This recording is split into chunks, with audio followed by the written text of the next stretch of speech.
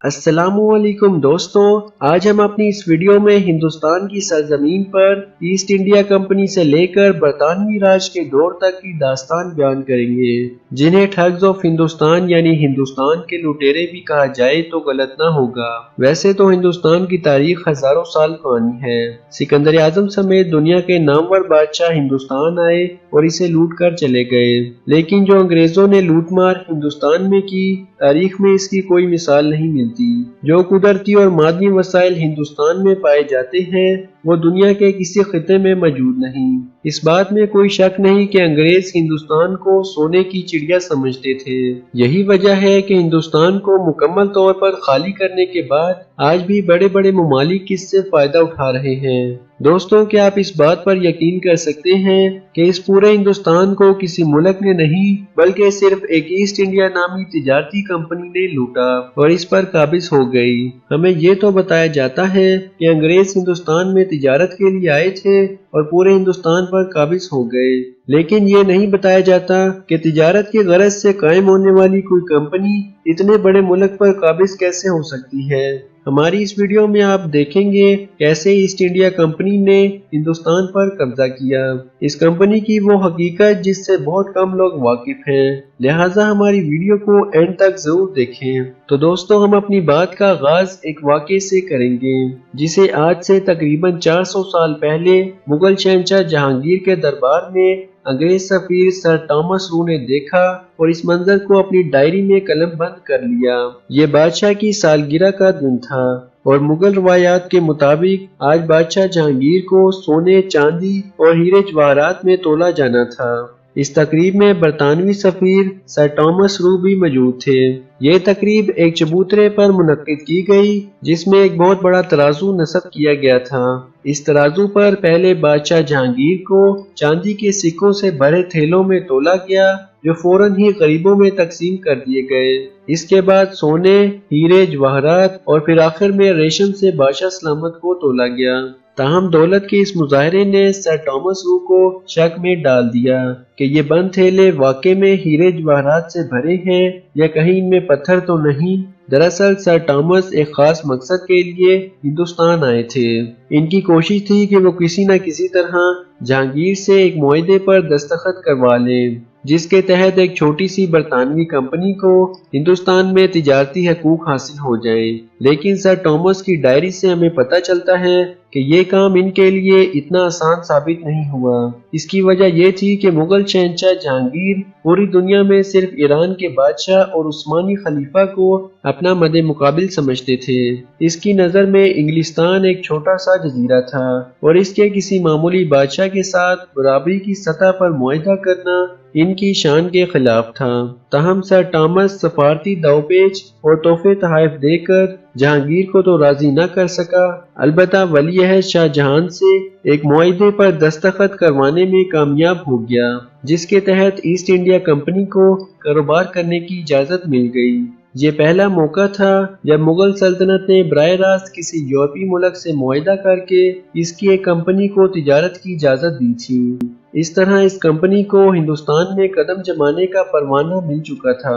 سر تامس رو کو جہانگیر کے ساتھ دوسرے پلڑے پر رکھی گئی دولت سے حیرانی ہوئی تھی، لیکن ان کے طے کردہ معاہدے کے نتیجے میں برطانیہ اگلے 350 سال جو دولت ہندوستان سے لوٹ کر لے گیا، اس کے بارے میں ماہرین معاشیات نے کچھ اندازے لگانے کی کوشش کی ہے جس کا ذکر ہم آگے چل کر کریں گے۔ انگریزوں کے آنے سے پہلے پرتگالی بھی ہندوستان میں اپنے قدم جما چکے تھے، لیکن انگریزوں نے ایک ایسا کام کیا جو ان سے پہلے آنے والے یورپی ملکوں سے نہ ہو سکا۔ انہوں نے صرف جنگ آمیز تجارت پر ساری توانائیاں صرف نہیں کی بلکہ سفارتکاری پر بھی بھرپور توجہ دی۔ یہی وجہ ہے کہ انہوں نے تامس رو جیسے بہترین سفارتکار کو بھیجا تاکہ وہ ہندوستان میں ایسٹ انڈیا کمپنی کے لیے بند دروازے کھول دے۔ مغلوں کی طرف سے پروانہ ملنے کے بعد انگریزوں نے ہندوستان کے مختلف ساحلی شہروں میں ایک کے بعد ایک تجارتی اڈے قائم کرنے شروع کر دیے جنہیں فیکٹریاں کہا جاتا تھا۔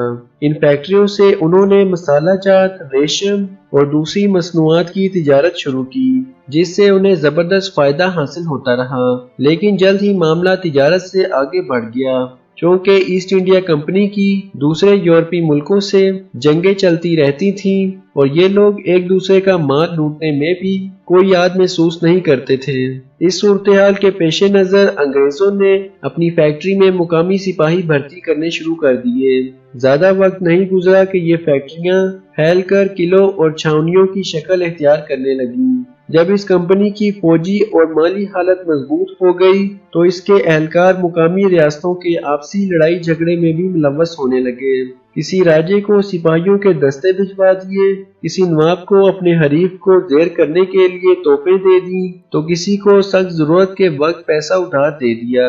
इस जोड़ तोड़ के जरिए उन्होंने अपने पंजे साहली इलाकों से दूर तक फैला दिए। मुसलसल फैलाव के इस सफर में अहम मोड़ 1757 में लड़ी जाने वाली जंगे प्लासी है, जिसमें ईस्ट इंडिया कंपनी के क्लर्क रॉबर्ट क्लाइव के 3000 सिपाहियों ने बंगाल के नवाब सिराजुद्दौला की 50,000 फौज को शिकस्त दे दी। सिराजुद्दौला को शिकस्त कैसे हुई, ये कहानी आपको मुताला की किताबों में मिल जाएगी। अलबत्ता जंग के बाद क्लाइव ने सिराजुद्दौला का सदियों का जमा करदा खजाना जहाजों में लिदवा कर बिल्कुल इसी तरह लंदन पहुंचाया जिस तरह नादिर शाह दिल्ली की दौलत दोनों हाथों से निचोड़कर ईरान ले गया था। लेकिन क्लाइव ने तमाम दौलत शाही खजाने में जमा नहीं करवाई, बल्कि अपने लिए भी कुछ हिस्सा रख लिया, जिसकी मालियत आज के हिसाब से $3 करोड़ बनती है।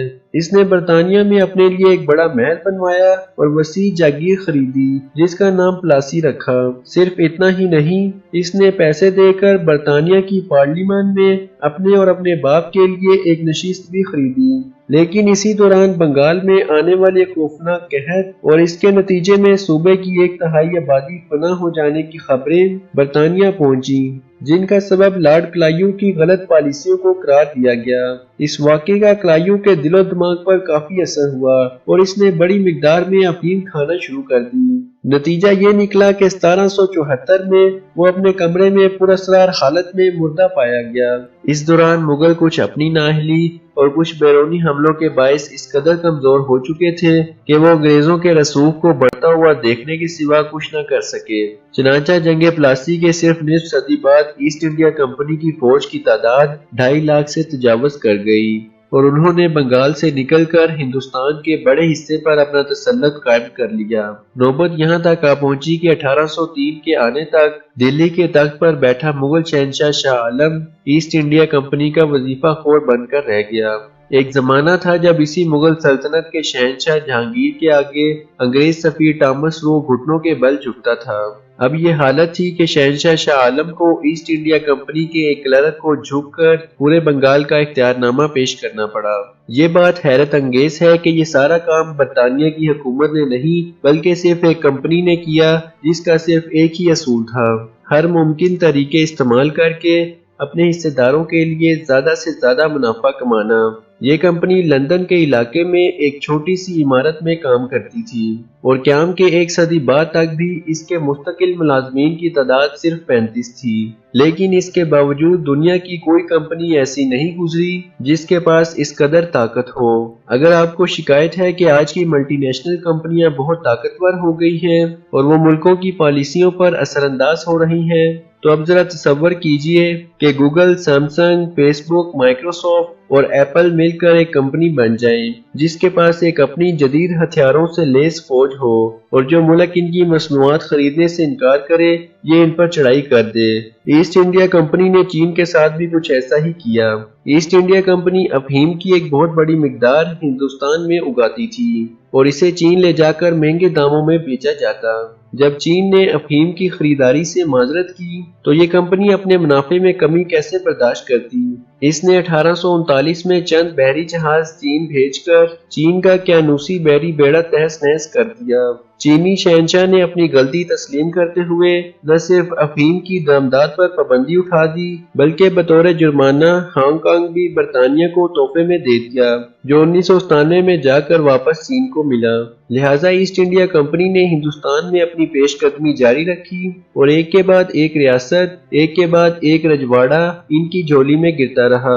1818 में इस कंपनी ने मरहटों से भी सल्तनत छीन ली। इसके बाद अगले चंद अशरों में सिखों सिखों को शिकस्त देकर ये कंपनी तमाम मगरबी हिंदुस्तान पर काबिज हो गई।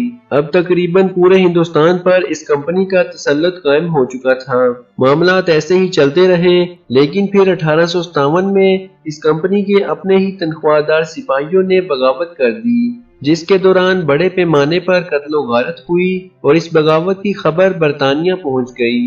कंपनी का तासुर बरतानिया में इतना खराब हो गया कि बिल आखिर पार्लिमान को अवामी दबाव के जेर असर इस कंपनी को खत्म करने का फैसला करना पड़ा और हिंदुस्तान बराह रास्त बरतानवी हुकूमत की अमलदारी में आकर मलका विक्टोरिया के ताज का सबसे दरख्शा हीरा बन गया। 1874 में पौने 300 साल की शान शौकत के बाद इस कंपनी को बरतानिया में भी मुकम्मल तौर पर तहलील कर दिया गया। लंदन में ईस्ट इंडिया कंपनी के हेडक्वार्टर को गिराकर एक बैंक की इमारत खड़ी कर दी गई। इस कंपनी ने जो कारनामे सरअंजाम दिए वो इंसान की तारीख में किसी और तिजारती कंपनी के हिस्से में नहीं आ सके, लेकिन शायद अंग्रेजों को अपनी इस कंपनी के कारनामों पर कुछ ज्यादा फख्र नहीं, क्योंकि जिस जगह कंपनी का हेडक्वार्टर हुआ करता था वहां आज भी एक बैंक की इमारत खड़ी है। कहीं कोई यादगार तस्वीर, कोई मुजस्मा, हता कि कोई तख्ती तक नस्ब नहीं की गई। इस कंपनी की कोई यादगार चीज हो न हो, लेकिन इसने जो कारनामे किए इनके असरात आज तक महसूस किए जा सकते हैं। शायद ये बात बहुत से लोगों के लिए हैरत का बायस हो कि इस कंपनी के गलबे से पहले औरंगजेब आलमगीर के दौर में हिंदुस्तान दुनिया का अमीर तरीन मुल्क था और दुनिया की कुल जीडीपी का 1/4 हिस्सा पैदा करता था। हिंदुस्तान की सरजमीन जरखेज और हर तरह के वसाइल से माला माल थी, जबकि जहाजरानी और स्टील की सनत में भी हिंदुस्तान का कोई सानी न था। ये सारी सूरत हाल जंगे प्लासी के बाद बदल गई और जब 1947 में अंग्रेज यहाँ से गए तो इनकी झोली भरी हुई और हिंदुस्तान के हाथ खाली थे। दोस्तों, अब बात करते हैं कि बरतानिया माहिरीन माशियात के मुताबिक हिंदुस्तान से कुल कितनी दौलत लूट कर ले गया। 1700 में हिंदुस्तान अकेला ही दुनिया की 22.6% दौलत पैदा करता था, जो तमाम यूरोप के मजमूई हिस्से के तकरीबन बराबर थी, लेकिन यही हिस्सा 1952 में गिरकर 3.8% रह गया। 20वीं सदी के आगाज तक हिंदुस्तान फीकस आमदनी के हिसाब से दुनिया का गरीब तरीन मुल्क बन गया। माहिर माशियात के मुताबिक 1757 से लेकर 1947 तक 200 सालों में अंग्रेजों ने हिंदुस्तान को जो माली नुकसान पहुंचाया, इसकी कुल रकम आज के ज़री मुबादला के हिसाब से 300 खरब यानी 3000 अरब डॉलर बनती है। दोस्तों, जरा एक मिनट रुक कर इस रकम का अहाता करने की कोशिश करें। इसके मुकाबले में नादिर शाह को दिल्ली से सिर्फ 143 अरब डॉलर ही लूटने का मौका मिला। 400 साल पहले जहांगीर के दरबार में अंग्रेज सफीर को शक गुजरा था कि हिंदुस्तान इतना अमीर है कि इसके शहंशाह को सोने, चांदी और हीरे जवाहरात में तोला जाए, और कहीं दूसरे पलड़े में दरबारियों ने रेशम की थैलियों में पत्थर तो नहीं डाल दिए। अगर किसी तरह टॉमस सू को वापस लाकर ये अदादो शुमार दिखा दिए जाएं तो शायद इनकी बदगुमानी दूर हो जाए। तो दोस्तों, ये थी हिंदुस्तान के लुटेरों की कहानी। अगर आपको हमारी वीडियो पसंद आए तो लाइक जरूर करते जाएं। और आप इतनी बड़ी दुनिया में हमें कैसे ढूंढेंगे? तो इसका हल ये है कि आप हमारे चैनल उर्दू हिस्ट्री को सब्सक्राइब कर लें। तो मिलते हैं हमारी अगली दिलचस्प वीडियो में।